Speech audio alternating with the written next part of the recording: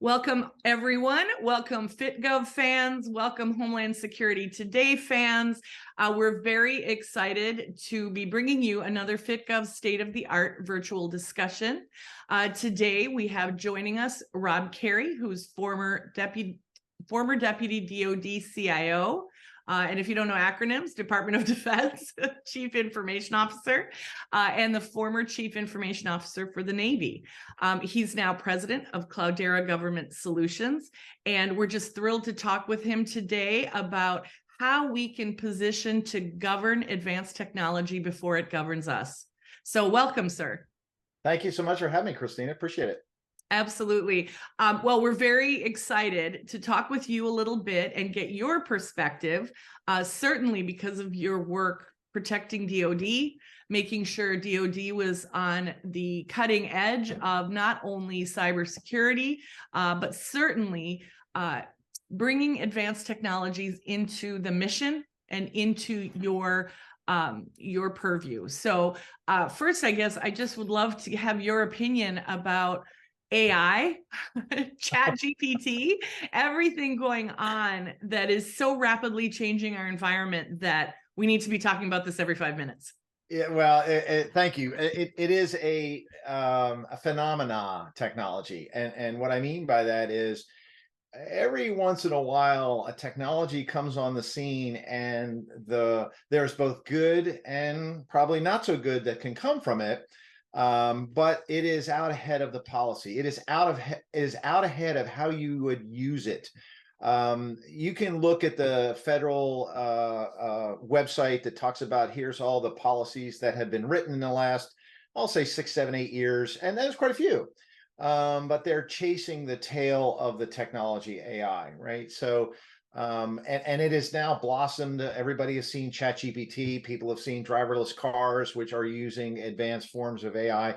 And so you're now watching the controllers, the government, try to figure out what are the appropriate policies to govern this technology. Now, the ethical use of AI, you've heard those terms, which is very cool. You've also seen that it's playing in cyber, healthcare, finances, supply chain. There's virtually unlimited utilization of the technologies. The language learning models are blossoming everywhere. Generative AI, is blossoming. The lifelong learning AI is blossoming. So you get this thing that it doesn't actually turn itself off. It just continues to learn as you go. And so, questions get raised, right? What are we doing with this? And is the government using it? And the answer is the government's been using it, right? Places like DARPA and IARPA, DHS, R&D, they are all studying how can we implement this technology to perform mission better, faster, cheaper than we were doing before, more effectively than we were doing before. So I'm excited about it, but I must admit, this technology, in my opinion, is out in front of the policy headlights. And not because the policymakers are slow, it's because this is moving so fast. Totally agree. That's why when we did FITGov and we decided to really look at the governance of this advanced technology, everyone was extremely excited because really what you're asking is the Titanic to be a drone. And move as quickly and, trying to move the government. Anybody who's been in the industry for a while knows it takes a long time to get anything done. And sometimes that's a good thing because we really need to think it through. But given your position at DOD, I mean, that is certainly a Titanic in itself. How do you see us remaining agile to accept the new technologies, but still have the safety side of it? The security side of it? Well, that's another really good question. Let's stay within the cyber realm, for example. The pattern recognition capability that AI brings to cyber is tremendous, right? So in the form of defensive cyber, can AI be used to find malware faster and more effectively?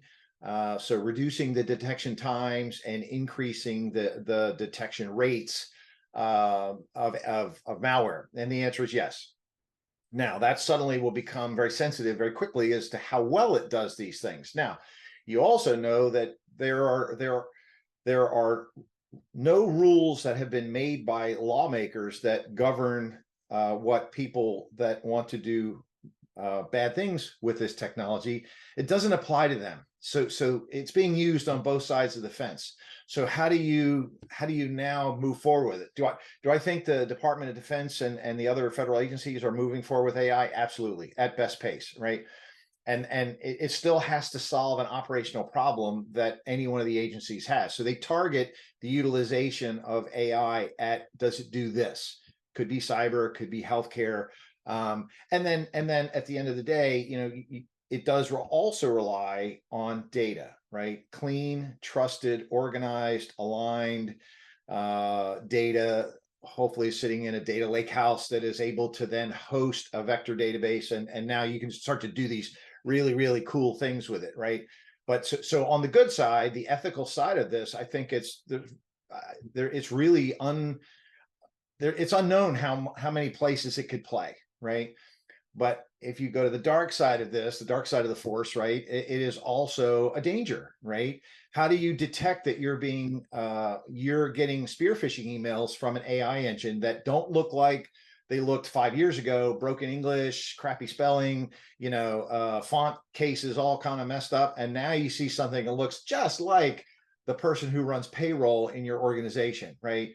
And so you have to just be mindful of this. And that takes me to what's really the cornerstone of IT and the mission of agencies. It's the people, right?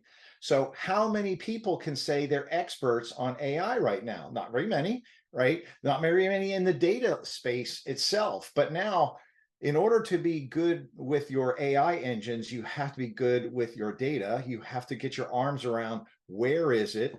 What data do I want to use? How do I want to build the model and the vector database that supports the AI algorithms I want to build, that supports an outcome that I think I can use, making an informed decision based upon some AI inputs that you could get. So I think one of the things that I know the government is working on is, how do I get my workforce educated on data, being a data-centric organization? And then akin to that is, okay, once we do that, part of that is the last piece of the data lifecycle, which is analytics.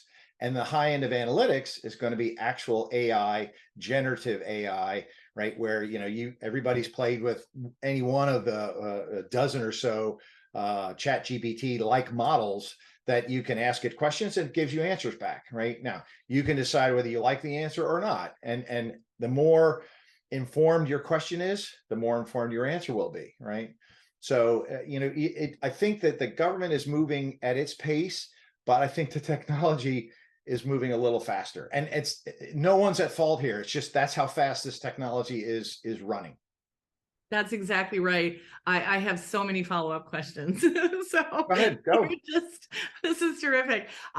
Because one of the things that we found when we did the FITGov Summit in May was everyone was talking about the data. So we're actually launching FITGov Data in the fall because we have to keep up. So trying to do everything 6 months and then these conversations in between to keep people informed and keep them apprised of all the changes that are happening so quickly. So one of the questions I have is, at FITGov Data, we want to talk about offensive and defensive use of AI, exactly what you were saying, because they're the bad guys trying to get in, but we can certainly use AI v. AI. So that could be the big battle of the future. Can you talk a little bit more about that and how you see the government already working on this?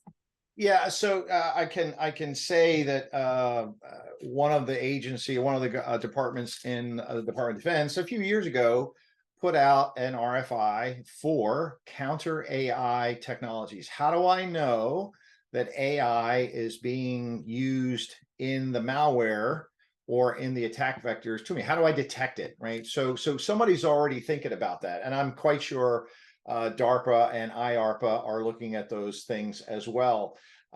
So counter AI is that blossoming field that probably is getting some attention, but so is everything else with it. I mean, there's just so many things that you can do with it. So do I think that that's useful? Yes. You actually have to think, if we can do the offensive minded stuff, so can others, right? Now, how do I detect that those things are being done to me, right? And that becomes where research is necessary to be able to build AI models that will recognize with certainty, some reasonable amount of certainty, that, hey, that's not what we think it is, that code, so let's sandbox it, let's kill it, let's do whatever, take an action. I mean, remember, in cyber, this is all about, as soon as you know something is wrong, being able to make an informed decision and take an action, so whatever that may be.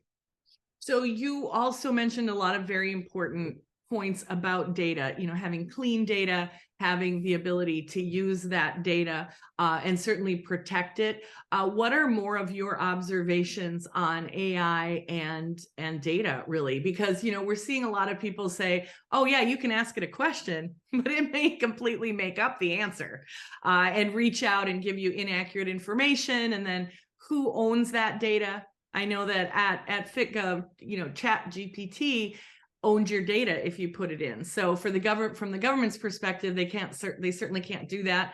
How do you kind of manage the things that you need the data for up against AI?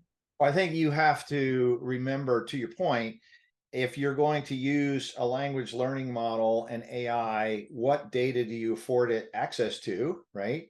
Given the problem set that whatever it is you're working on, right? How do you afford it data? Is that data, do you know where it is? Is it on-prem, off-prem, in the cloud, in your server's room down the hall? Where is it? How do I get it? How do I engineer it? How do I get it organized, put it into a data lake house, put it into a place where a vector database can pulse it and actually work algorithms on it to then produce a repeatable result. This is the part that's pretty hard, right? It's pretty hard to get all the data you think you want. And then where does it sit, to your point? Where does it sit? Is it inside my firewall? Is it out in the public domain? Be careful, because if it's out there, it could be out there for good, and you may or may not want it to be, right? So to me, I think there's so many facets of AI that you have to think about before you just don't jump into the pool, right? And start swimming, because there's so many facets that you have to think about. If you're doing it, if you're using AI tools to work on small sets of data that are inside your network and produce results for you, maybe you're doing financial analysis, I don't know, trend analysis of something, then those are pretty self-contained. You can, you know what I mean? But then you start to think about bigger problems, and suddenly where the data is, the status of that data, the age of the data, the location of the data becomes very important. And then obviously we do this, whatever comes up on our computer screen, right? We believe it, right? No matter if it shows up, whether we're at work or we're on our home laptops, whatever we see, we believe. So you have to be mindful of the fact that now people can infiltrate what you're doing easier than you can find them. So now, if the data is altered, if the data is changed, how would you know? You might not know. So again, secure data, trusted data feeding your AI engine is an absolute must. You have to have the pedigree of that data, from the provenance associated with that data, from creation to analytics. You're kind of talking about a struggle, though, that the government has been working with for a long time, that challenge of clean data and where it's coming from. When you put your governance hat on, how do you see that impacting not only the primary agency's use, but certainly information sharing and the sharing of that data, even within components across the government, DOD, DHS, CBP? How do you see it playing with the information sharing that we've made a lot of progress on, but we still have some work to do? Giving you easy questions today. Yeah, I think it'll get to a place where it'll continue to get better, but I don't know that it'll get perfected just yet. Because you're right, information sharing, what I say is a tank, that someone in DHS says is a tank, someone in EPA says is a tank, or maybe three separate definitions. I mean, that's a very simplified answer, but at the same time, it's very real, right? So what we call one thing and what we imply is another. And so again, there are tools that let you sort that kind of stuff and then tag information with metadata tags that sort of gets them closer to being or meaning the same things. But I think it's just going to require work. We're not all, there are, however many different cultures out there. Army, Navy, Air Force, Marine, Space Force, all have cultures. DHS, CBP, transportation, FAA, all have their cultures. And so their language that they use to communicate, which finds itself in data, is a little different. So to make them all the same is going to be virtually impossible. Now, to make them interpretable at a level where you can use them and interoperate, I think is doable. Are we there? I would say not yet, but that will be the continued journey here. And these AI models, some of them probably can help bridge the lexicon that exists at one agency and another agency and come up with this is what that means to these four agencies. And so it's able to be understood. The meaning of what was in the data is able to be understood, but maybe not by just looking at it. So how do you think that the governance of these models should evolve at a federal level? Because you're seeing, like I said, no easy questions today. So I hope you had a lot of caffeine. But you're seeing governance developed in very small pockets. So yes, one agency engages with advanced technologies in this way, and these are the rules of the road here. Then you have broader federal bodies looking at the rules and looking at the guidelines and kind of issuing guidelines from the top. How do you see governance evolving? And ultimately, if nothing that we have today exists, what would you say would be the best way to govern this technology? Today, Christina, I mean, you're right. There are probably 24 department agency level documents out there dating back to like 2016, 2017.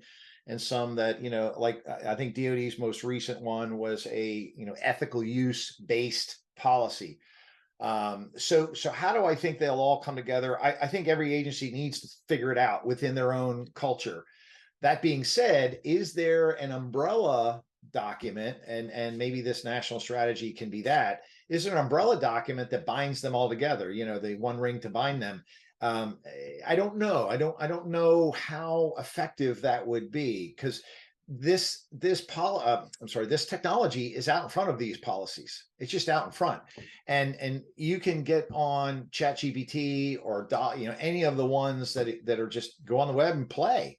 And so now you've been exposed to what it is. And so I think that you have to just let the agencies do their thing in support of their mission, right? Which they are.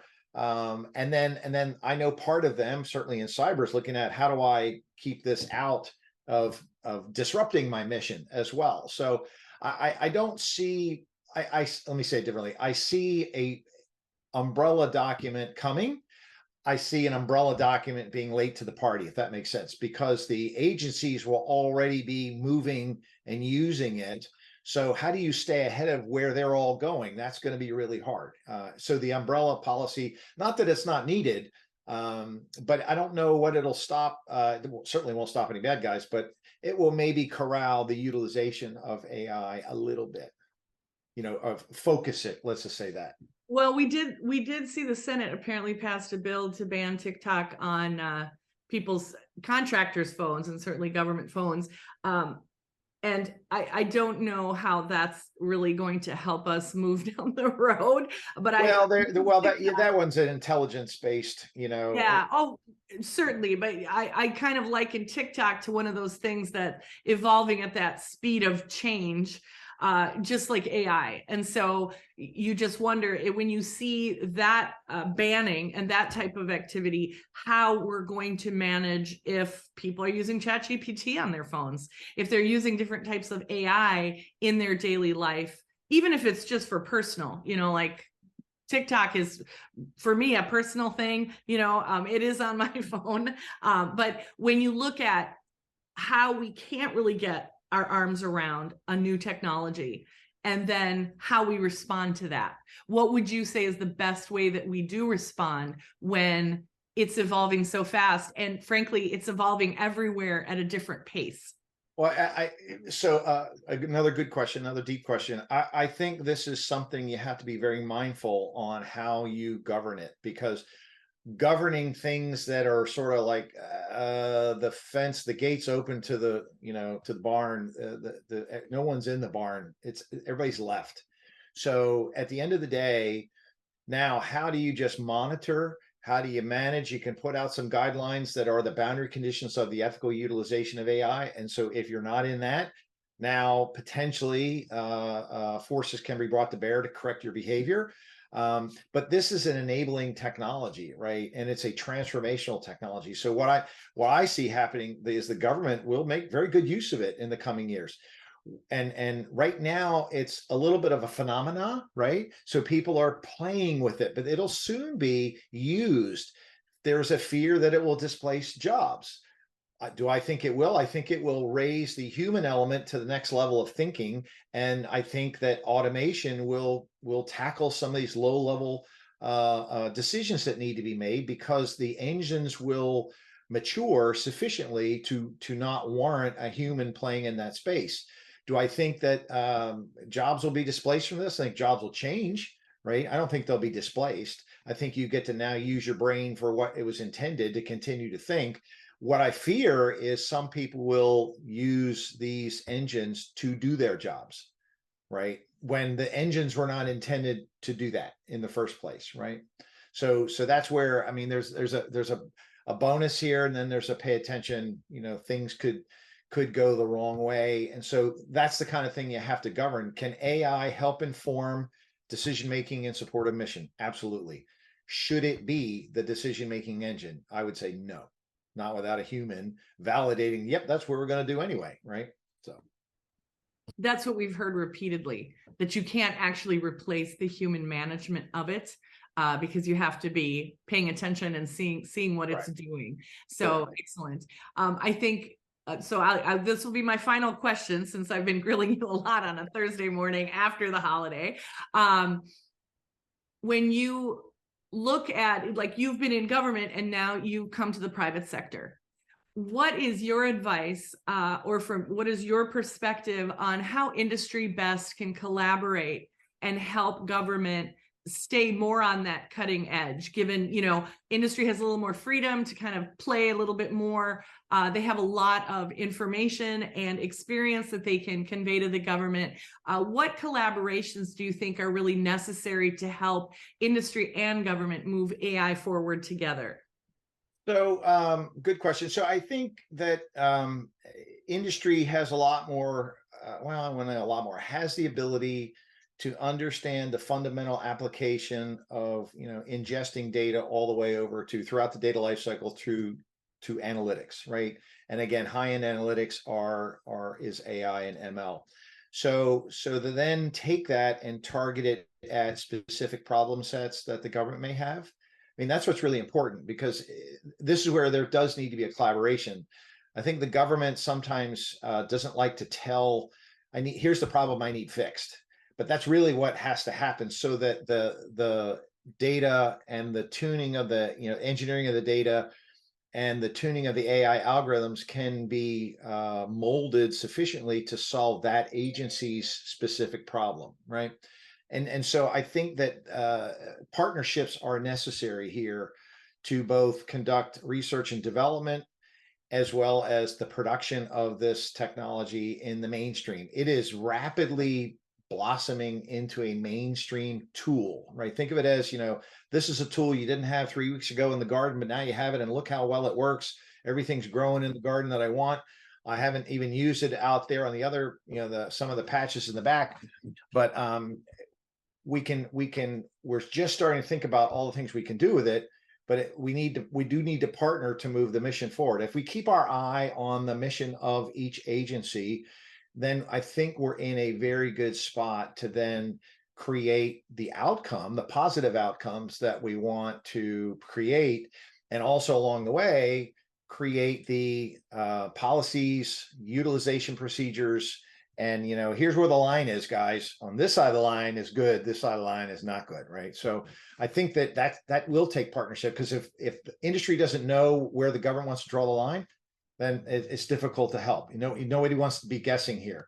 And so the power of this technology is such that I think it does warrant a very tight collaboration between the R&D elements of each agency so that it can be used, right? And attendant with that is, hey, this is all heavily dependent upon data. It just is, right? And so if you don't have a strong data-centric organization to start with, you got to start there, and then you work your way towards the very high-end analytics and AI, generative AI, things like that. Thank you. Absolutely. And so I guess I will ask if you have any parting advice for all of the folks trying to govern and manage AI in government. Well, I think I wish them all the best, because well, and I don't say that tongue in cheek. I think that the power of this technology isn't known yet, right? I mean, there's a lot of people who are doomsday advice, but at the same time, the power of this technology is such that you really do have to look at both sides of it. What can I do with it, and what do I have to protect against? This is the first time any technology has really hit the windscreen with both sides. This could be really bad, or this could be really good, and that's not happened before. So to then guard against what's legal and illegal, or what's moral or immoral, right? You have to be careful consideration what those things are. But remember, as the government ponders those rule sets, the technology moves forward. It is not beholden to policy yet. So again, it's out in front of the policy. So that's where I think this makes some people a little bit nervous, that it is so far out in front of the policy. How do you shape it in such, how do you catch it and shape it? And I think that's what the policymakers are going to have to do. You can't shut it down, because people can do this at home, right? You could ban it from your government computers, but you won't. So is it going to be requested in acquisitions, right? Or do you have to tell somebody that I used AI to get this? Maybe, right? But then you got to be mindful of, are you now going to ask the vendor to tell you the algorithms that he or she used to develop the outcome? You simply say, you're like, where'd you get that? And will that occur? I don't know. But I hope that the acquisition system doesn't bog it down further, because then we won't get the positive benefits out of it. You know what I mean? I love hearing that, because we're also really working on AI and procurement, given the Government Technology and Services Coalition certainly cares about that piece.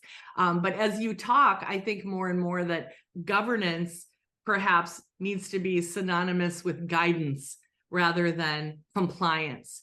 That is I would say all three, right? I mean, yeah. There is no compliance yet. There is governance, but it's very loose, because this thing it's hard, right? It has to be. Problem. I don't envy anybody trying to write a policy about this and then have it stick, and then to your point, the government's going to start ingesting solutions that were made or based upon this technology. How do you do that? How does the acquisition community do that? The acquisition community today struggles with data, because data is hard, right? So and when things take, I don't know, months and months and months just to buy, literally a cycle of technology or two has occurred. So there's a challenge coming with this technology on how to get it. What are you buying? Last year's version of ChatGPT, for example, or this year's version, right? Absolutely. Well, this has been, I knew it would be amazing talking with you. Your experience and certainly your knowledge of all of this is fun. I mean, I love having conversations like this, and I'm honored to actually be able to talk with you because of, I really respect you and all of your work. You're pretty amazing. I know you're going to say no, but the truth is you're amazing. And thank you on behalf of the nation for your service. Because certainly your job and work at the Navy and at DOD were incredible. So thank you very, very much for talking with us today, and I hope we will do so again. Absolutely. Thank you for having me.